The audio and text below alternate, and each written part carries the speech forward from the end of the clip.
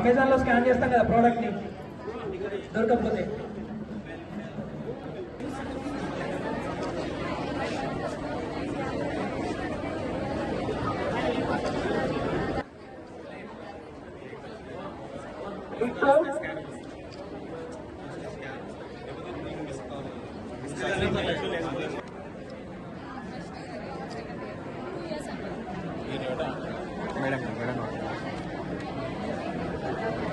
పూర్తయిన తర్వాత అక్కడే ఉండనియండి, క్లోజ్ చేయకండి, ఎవరు క్లోజ్ చేయకండి. పూర్తయిన తర్వాత అక్కడే ఉంచండి.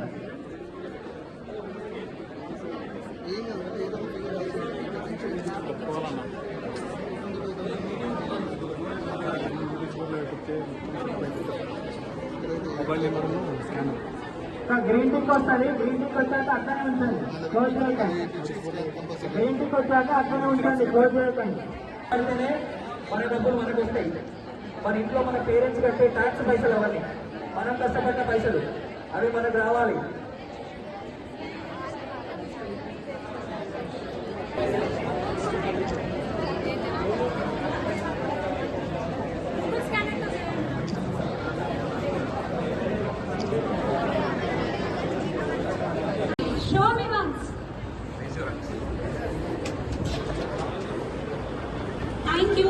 Thank you so much. Thank you.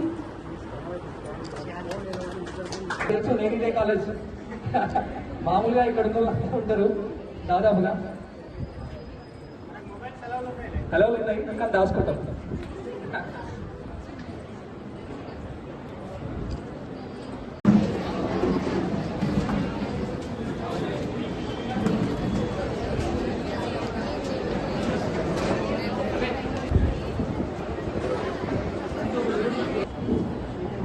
మీ గురించి కొట్లాడడానికి మేము తీసుకుని ఒక చిన్న ప్రోగ్రాం.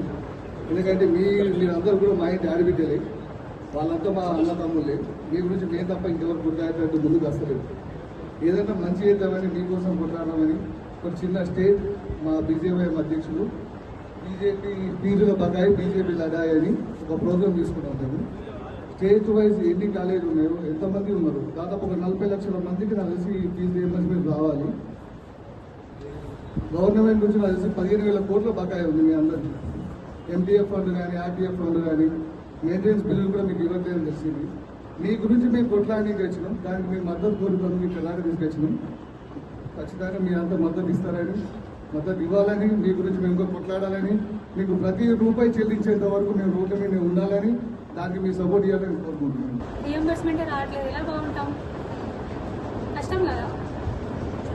నేను ఒక స్టూడెంట్, నేను కూడా రియంబర్స్మెంట్ తీసుకునేదాన్ని, అది మెడికల్ స్టూడెంట్. చాలా కష్టం అవుతుంది ఇంట్లో బయట. ఎందుకంటే ఇప్పుడు మన వాళ్ళు చాలా మంది కూడా చదువుకుంటూ ఇప్పుడున్న జనరేషన్లో పార్ట్ టైం జాబులు చేసే వాళ్ళు కూడా ఉన్నారు. అవునా తమ్ముడు? చేయట్లే, చేస్తున్నారు. ఆ రియంబర్స్మెంట్ ఫీ వస్తే ఏదైనా కొనుక్కుందాం, బుక్స్ కొనుక్కుందాం, సమ్ ఇంట్లో తమ్ముడికో అమ్మకో నాన్నకో హెల్త్ ఇష్యూస్ ఉంటే వాళ్ళకి యూజ్ అవుతాయని, లేకపోతే చదువుకున్న మనకే 100% మనకి అవసరాలకు యూజ్ అవుతాయి. మనం దేనికి యూజ్ చేసుకుంటాం? బుక్స్ ఆర్ సంథింగ్ ఎల్స్, ఏదైనా స్టడీ మెటీరియల్స్ కదా, స్టడీ మెటీరియల్స్కి యూజ్ అవుతాయి. కనీసం ఆ ఫీజ్ రియంబర్స్మెంట్ కూడా ఇవ్వక ఆల్మోస్ట్ ఆల్ 6 years అవుతుంది. అంటే అప్పుడున్న టీఆర్ఎస్ గవర్నమెంట్ అప్పుడున్న అంతా అయిపోయింది, ఇప్పుడు కాంగ్రెస్ గవర్నమెంట్ ఉంది, ఇప్పుడు ఇంతే అవుతుంది.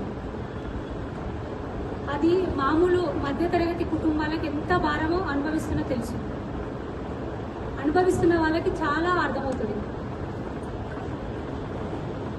6 సంవత్సరాలకు ఫీజు రియంబర్స్మెంట్ అంటే 15,000 కోట్లు. 1 కాదు 2 కాదు, 15,000 కోట్లు. మనకు ఆ డబ్బు అందొస్తే మెటీరియల్స్కో బుక్స్కో, సరే పేరెంట్స్ అటో ఇటో అప్పులు తెచ్చి పెడతారు, అప్పులు కట్టడానికైనా ఉంటుంది కదా. దాదాపు అందరం మిడిల్ క్లాస్ ఫ్యామిలీస్ నుంచి వచ్చిన వాళ్ళం ఉన్నాం. హైయెస్ట్ నేను కూడా ఫీజు రియంబర్స్మెంట్ తీసుకున్నాను, మెడికల్ కాలేజ్లో నేను తీసుకున్నాను. నేనే చెప్తున్నాను, నాకు అవి యూజ్ అయ్యాయి. నేను ఫ్రీ సీట్ తెచ్చుకున్నాను, నాకు హాస్టల్ ఛార్జెస్ వరకు నాకు యూజ్ అయ్యేవాళ్ళు. నా పేరెంట్స్ మీద బర్డెన్ పడకుండా మనకు ఉంటుంది కదా, ఆ సెల్ఫ్ రెస్పెక్ట్ ఉంటుంది కదా. నా కష్టం చేసి నా కష్టంతో నేను చదువుకుని ఇప్పటికి కూడా నేను గర్వంగా చెప్పుకుంటా. నా మెడిసిన్ నన్ను ఎవరు చదివించలేదు, నేను కష్టపడి ర్యాంక్ తెచ్చుకున్నా. నా ఫీజు రియంబర్స్మెంట్తో వచ్చిన డబ్బులతో నేను హాస్టల్లో నేను పే చేసుకున్నా. నా ఫుడ్ వరకు మెస్ ఛార్జెస్ అన్ని నేను పే చేసుకున్నా అని ఇప్పటికీ చెప్పుకుంటా ఉంటా. నా పేరెంట్స్కి బట్టలు పడుతుంది. మరి మనకు కూడా అది ఉండాలి కదా, ఆ గర్వం అనేది మనం చెప్పుకోగలగాలి కదా. అరే మన డబ్బులు రా, ఎవరియో గవర్నమెంట్ ఉత్తి పుణ్యానికి ఇస్తలేదు, దానం ఇస్తలేదు. మనం ట్యాక్సులు కట్టి మన దగ్గర నుంచి పోయిన డబ్బులే తిరిగి మనకి ఇవ్వడానికి వాళ్ళకి నొప్పి అవుతుంది. ఇంట్లో పేరెంట్స్ ట్యాక్సులు కడతారు తెలుసు కదా, అందరికి తెలుసు కదా. ఇంటి ట్యాక్స్, నల్ల ట్యాక్స్, ఇవన్నీ ట్యాక్సులు కడుతూనే ఉంటారు, ముక్కు వెండి మరీ వసూలు చేస్తారు. మన దగ్గర నుంచి పోయిన డబ్బులే తిరిగి మనకి ఇవ్వడానికి నొప్పి అవుతుంది. హామీలు ఇచ్చిండ్రు 1 టైం సెటిల్మెంట్ అని, అది చేయాలి కదా. అడగడానికి భయపడుతున్నారు, మేము అడుగుతున్నాం, మీకోసం కొట్లాడడానికి వచ్చినాం. సరే ఇక్కడ పాలిటిక్స్ వద్దు, కాలేజ్లో పాలిటిక్స్ వద్దు, మేము పొలిటికల్గా కూడా దీన్ని ఏదో చేయాలని మేము అనుకోవట్లేదు. కాకపోతే స్టూడెంట్స్కి కష్టం అవుతుంది. మొన్న చదువుకొని వచ్చాం, బాగా రోజులు ఏం రాలేదు కూడా, మేము చదువుకొని వచ్చాం. మాకు ఆ బాధలన్నీ తెలుసు.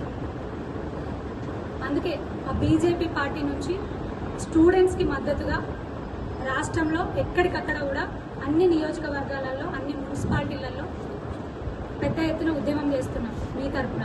ఆ ఉద్యమానికి మేము కూడా మీతో పాటు ముందుంటాము, మేము కూడా మీకు సపోర్ట్గా వస్తాము అని.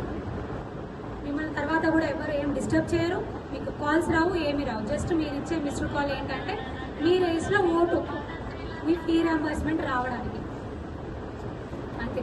అది చెప్పడానికే మీ ఇక్కడికి వచ్చినాము. మేము మీకోసం ఫైట్ చేయాలనుకుంటున్నాము. మీ అందరి సపోర్ట్ కూడా కావాలి, మోరల్లీ కావాలి, మెంటల్లీ కావాలి, ఫిజికల్లీ కూడా కావాలి. ఫిజికల్లీ కావాలంటే ఏదో ఫైట్లు చేయడం అదని కాదు, జస్ట్ మన గొంతును రేస్ చేసి మనం చెప్పడం అంతే. డెఫినెట్గా పోరాటం చేస్తే ఏదైనా కదులుతుంది, ఏ గవర్నమెంట్ అయినా కదలాల్సిందే. మీరు జంజీ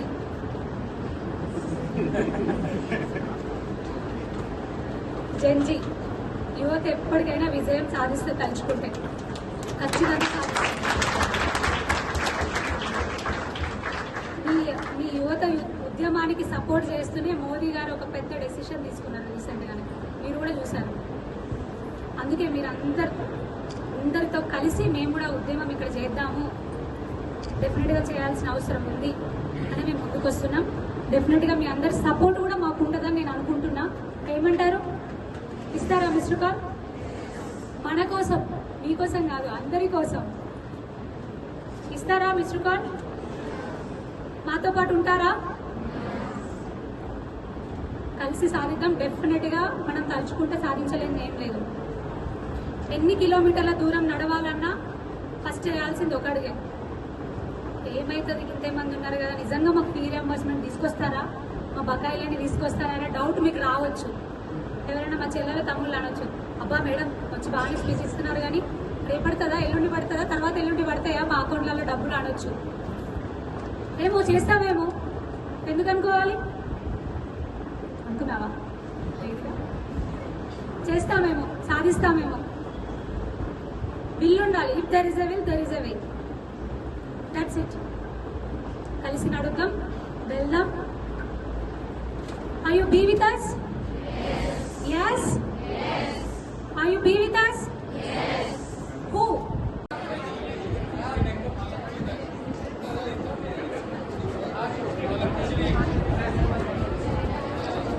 thank you so much, thanks for everyone. ఒక చిన్న రిక్వెస్ట్, ఒక నెంబర్ చెప్తా, దానికి మిస్డ్ కాల్ ఇచ్చేయండి సార్. ఒక్కసారి డైల్ చేయరా, 8239